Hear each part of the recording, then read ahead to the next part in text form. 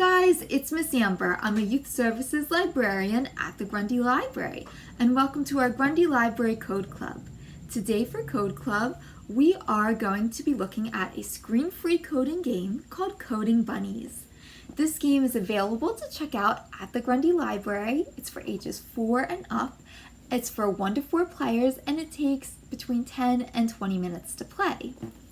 So once you check out this game, you will see that there is an instruction booklet inside, and this gives you all of the really important details, and it talks to you about the different levels you can play. So there's a level 1 game, which is perfect for our beginner coders, and in the level 1, they start to introduce conditionals.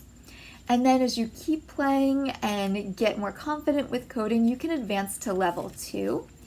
And in level 2, it gets a little bit more challenging, and it also introduces repeat and function actions.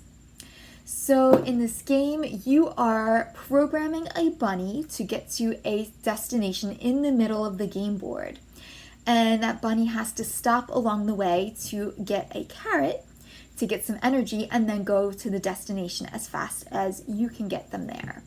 And to do that, you're going to have a stack of coding cards. They look like this. When you first start to play a level 1 game, you're going to sort your card deck, and you're going to be removing all of the function and repeat cards.